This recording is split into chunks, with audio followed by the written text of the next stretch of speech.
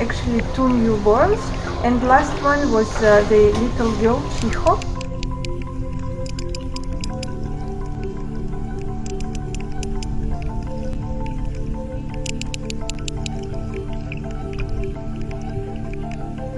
Bonjour, je suis Hugues Vitry, le président de la Marine Megafona Conservation Organization. Et nous avons à côté de nous Madame Svetlana Barteneva, qui est notre scientific officer. Et elle est biologiste marine, spécialisée dans les cétacés. Cette année-ci, nous avons eu la naissance de 2 cachalots. Dans le groupe de cachalots qui vivent à l'île Maurice, nous avons un pod qui est résident à l'île Maurice. Et ce pod, on le suit depuis 2009, donc ça fait plus d'une dizaine d'années aujourd'hui. Et nous avons commencé les études scientifiques depuis 2013 sur ces cachalots. Nous avons eu 2 naissances de cachalots cette année-ci. Le premier vers le mois de février, donc le jeune Andreas qui est un mâle. Et la deuxième ce mois-ci, lors de notre expédition Wales of Mauritius qui est financée par la MRIC. Donc nous avons rencontré la jeune Chiho qui est née de sa mère aînée, je crois. Donc il faut savoir que de la surface on ne peut pas reconnaître le genre d'un animal. Donc pour cela nous avons des autorisations spéciales des autorités pour nous mettre à l'eau et pour faire des identifications du genre, du sexe de l'animal dans l'eau.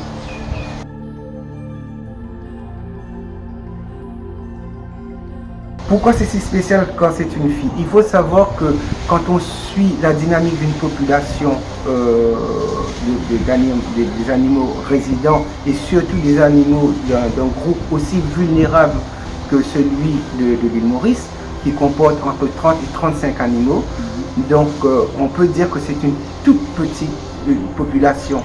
Donc la naissance d'une femelle, c'est quelque chose d'exceptionnel et quelque chose de grandiose parce que ça augmente les possibilités d'agrandissement de la population.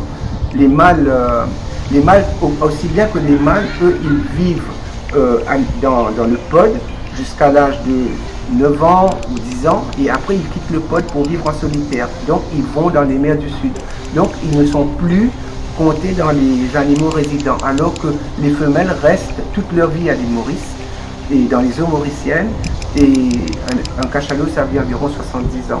Donc si on perd une femelle, c'est quelque chose de catastrophique pour nous parce que c'est tellement vulnérable et on a aussi une disproportion dans les naissances. Nous voyons que ces dernières années, il y a eu plus de tendance de naissance de mâles.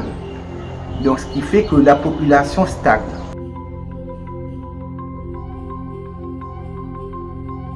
On a rencontré Chiho 2 fois et les 2 fois c'était une petite femelle fringante, pépère, des fois un peu turbulente qui quittait ses parents pour nager seule et très souvent et après on la voyait repartir vers sa mère pour téter. Donc elle se porte bien, elle n'a pas encore de morsure d'autres animaux sur elle parce que très souvent quand elles sont petites elles sont attaquées par des prédateurs.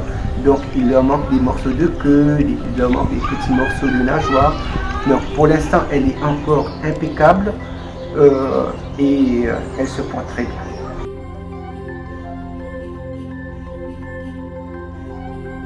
Le projet Moby Dick est subventionné par des partenaires étrangers. Donc nous avons 4 partenaires principaux. Donc, le premier c'est Megaptera qui est une association française qui étudiait autrefois à partir de Comores, Madagascar et Mayotte. Maintenant ils sont aussi en République dominicaine, en Guyane et à Djibouti. Donc, et eux ils nous soutiennent pour tout ce qui est du suivi avec des balises télémétriques. Donc ça veut dire qu'on implante sur ces animaux des tags qui sont reliés avec des satellites qui nous permettent de tracer leurs mouvements dans l'environnement marin. On sait exactement où ils s'en vont. Nous avons aussi des balises qui mesurent la profondeur où ils se nourrissent, le temps qu'ils passent au fond, la température de l'eau, la pH de l'eau. Donc nous avons quand même pas mal de données sur ces balises. Et il faut savoir que les balises, ça coûte très cher. Donc une balise, ça coûte entre 3 000 et 5 000 $. Donc il faut mettre quand même plusieurs balises sur ces animaux pour les suivre.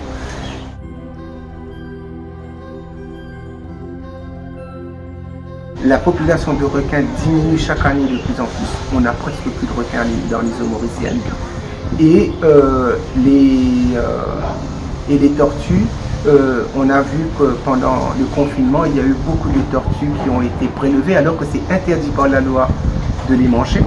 C'est interdit par la loi de les pêcher, mais ça n'a pas empêché les personnes quand même de les prendre pour se nourrir.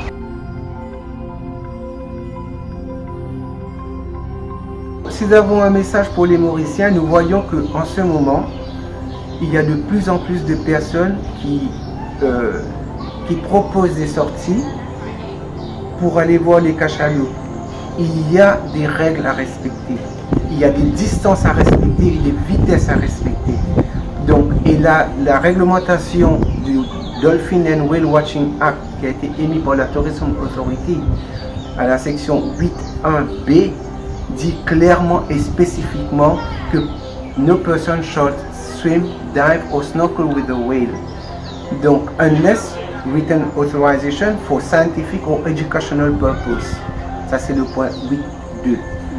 Donc, toutes les personnes à qui vont avec des opérateurs peu scrupuleux, qui leur proposent en disant qu'il n'y a pas de loi à l'île Maurice, qu'on peut faire ce qu'on veut, c'est quelque chose d'illégal. Les Mauriciens ne savent pas nager si loin au large. Il y a des requins tigres, il y a des requins longimanes. Si vous voulez savoir qu'est-ce qui se passe avec un autre, il suffit d'aller sur YouTube et de regarder Attack of Shark on Swimmers, Attack on Shark on Divers. Il y en a tout plein. Et les gens ne sont pas assez conscients que c'est dangereux de se mettre à l'eau sans palme, avec des petits pieds blancs qui tournent comme si c'était un poisson. Et c'est dangereux. Donc les autorités, quand il y aura un accident, après on va dire « Ah, c'est dommage ». Mais chaque opérateur doit être responsable.